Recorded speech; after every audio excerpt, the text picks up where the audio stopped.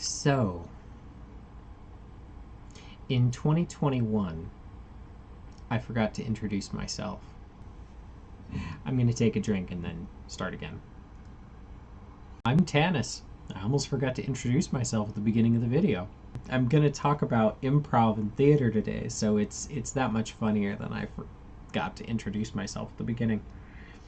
That is the sort of thing that happens when you work without a script. Back in 2021, I decided that I wanted to perform stand-up comedy following a conversation with my therapist, I think in 2020.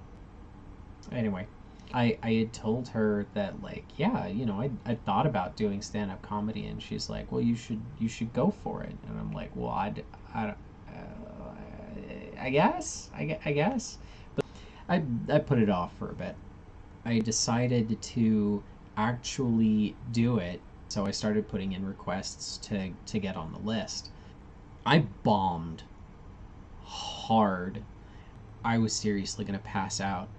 I moved around so that I would be right on the aisle, so that I had a straight shot to walk on stage up to the mic. But like, I was so stressed. I was sure that I was either gonna throw up or I was gonna pass out, maybe both. And I started by just flat out admitting the truth, like, I'm terrified to be up here. Hey, look, I made it. I got some chuckles. Like, people were like, oh, hey, yeah, no, good, you went up on stage. And then when my time was up, I staggered back off stage, and all right, I need to take a deep breath, but I think I'm going to be okay. And I think I'm going to try again because I sucked. It was a great experience. The second time I did even worse. I actually died on stage. I did not get a single laugh. Again, it was a great experience. But after that second time, I was like, nope. I noped right out of there.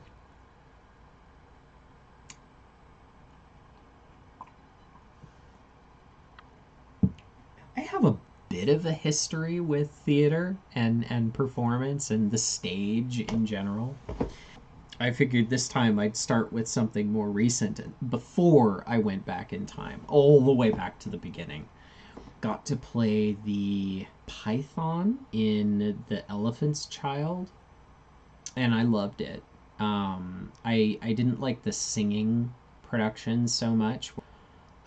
In third or fourth grade, I played a Native American boy. I don't know if my character was a slave. At least one parent was not cool with this. Around the same time, I also volunteered to read the part of the narrator for, like, the 1001 Arabian Nights. I didn't get the script, I think, until either the night before or the night of. Essentially, I did a cold reading at the age of 8. I just pulled that one out of thin air. And I saved the teacher's butt. Basically, I was helping out a teacher. There was some drama around that too, but I mean, it's but I had a taste for it at that point, and I enjoyed being on stage, and I was able to find a comfortable way of existing on stage. In 5th grade, I played Mr. Potter in a school production of It's a Wonderful Life. That one was great. I loved getting to do multiple performances. It was the first time that we rehearsed and we had a script, and we did, I think, 3 performances. In one, George Bailey's uncle accidentally puts an envelope full of cash in Mr. Potter's newspaper and Mr. Potter keeps it because he's the bad guy. The actor playing the uncle let go before I had it, and then made his exit. Just off stage, I saw the stagehands about to run on stage and take care of the mess, but I improvised a little bit.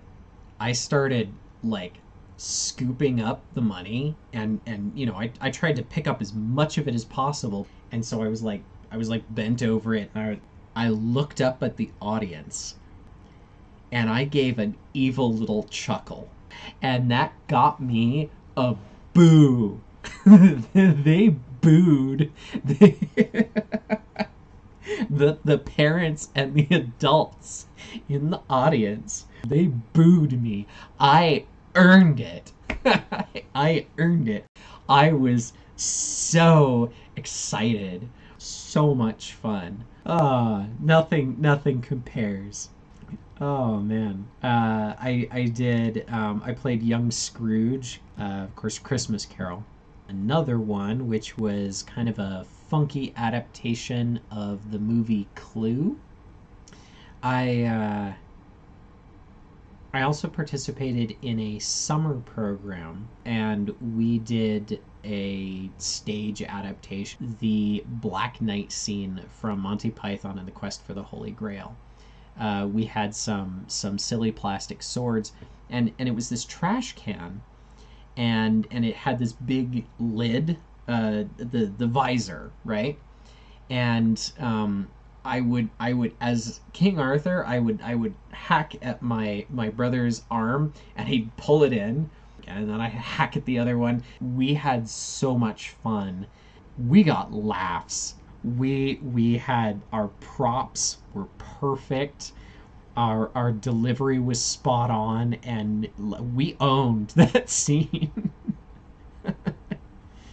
I fell out of acting for a few years though. I didn't come back in middle school. I didn't really, the program didn't work for me, and so I dropped out. Um, and then what, 9, 10, 11, all through high school, I didn't, I, I, I just didn't do any theater. And then when I had a crisis, basically, I realized that I could not handle academia. In college, I went ahead and gave acting another try, and I found that, being a little bit older, and I realized the effort that it took to actually memorize a script and create a character for a scene. I went overboard. I mean, I knew my part, and I knew my scene partner's part, and I carried his ass through the scene. I would improvise some of my lines to become questions, so he could remember his line, because he hadn't done shit. I remember my teacher was like not thrilled with us, but he was like, but you can't be doing that. Like, I understand the impulse, and I appreciate you trying, but your scene partner's gotta do it. And I'm like, I don't know how to get somebody else to do what they're supposed to do. Oh god, that was 2004. In 2005, some friends and I started doing Whose Line Is It Anime, and we did our first big performance at Anime Expo in 2005. We were the halftime show for that year's masquerade. And we got up, and we did our thing, and it was so good. It was so good. I did Whose Line Is It Anime with them for about 5 years, and I would fly out every year for Anime Expo. We did a couple other conventions where we were like the main act. Like, we were the big get.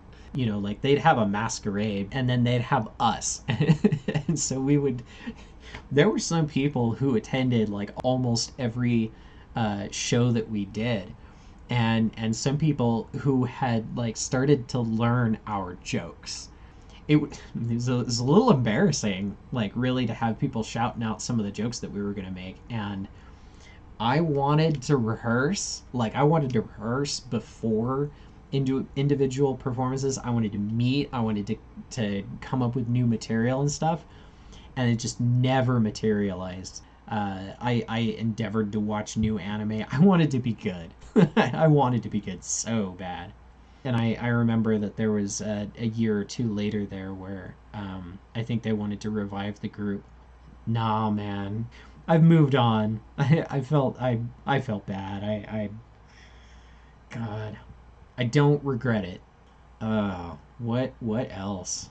God, I did a one act play that I directed while I was in college. I also did a monologue. I did a cold reading of that and was cast by one of the other student directors. And then he bailed, and the teacher was like, "Hey, we need you to do this performance. Will you do it if I give you self-directing credit?" And I was like, "Well, I wanted to do it anyway, but sure, I'll take extra I'll take extra credit as well."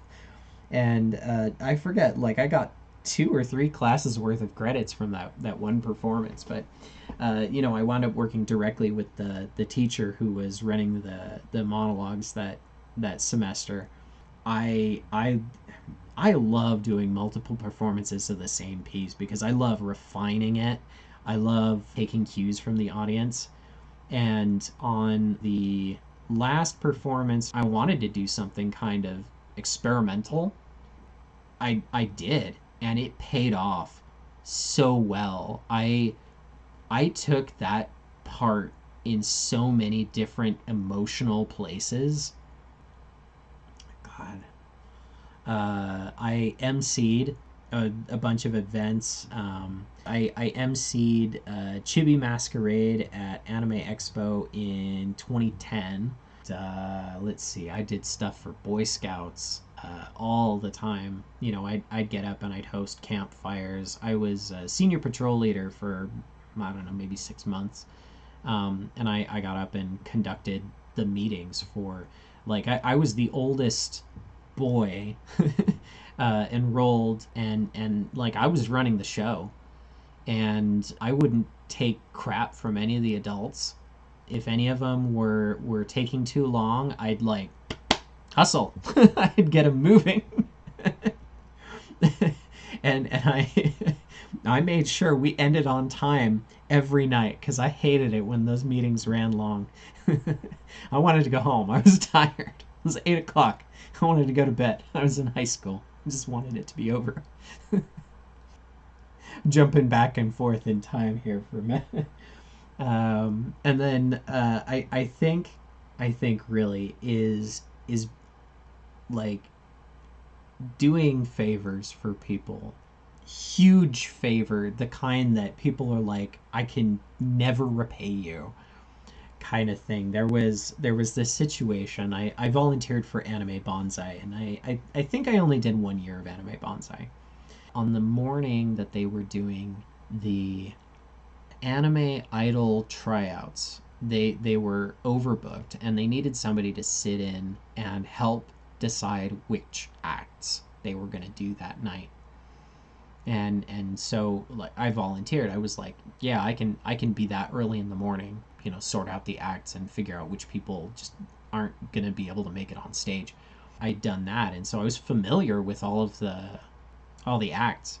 And then the poor woman who I had subbed in for had an attack of nerves like an hour before Anime Idol. She's like, I can't do this. And I'm like, do you want me to do it? And she's like, I can't ask you to do that. And I'm like, I don't want to take this from you.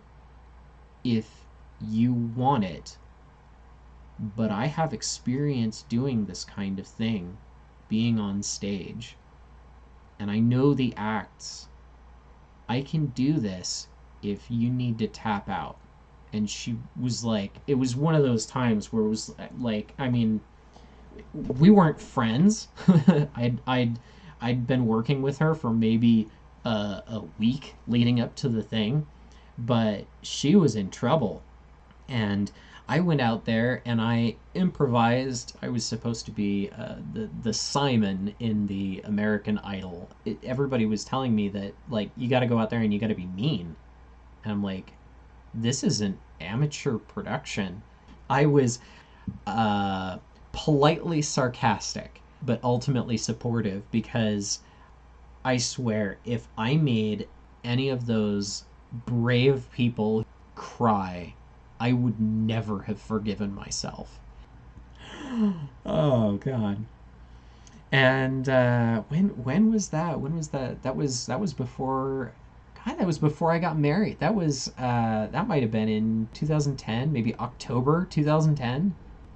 But that was the last thing that I did on stage for a long, long time. In fact, it might have been a whole decade. Yeah, before I did stand up. The closest that I got to performing arts was being dungeon master in a weekly D&D campaign, and that only counts for so much. Good times, good times. That's all I've got for this time. I appreciate you. Thanks for stopping by to listen, and I'll see you next time.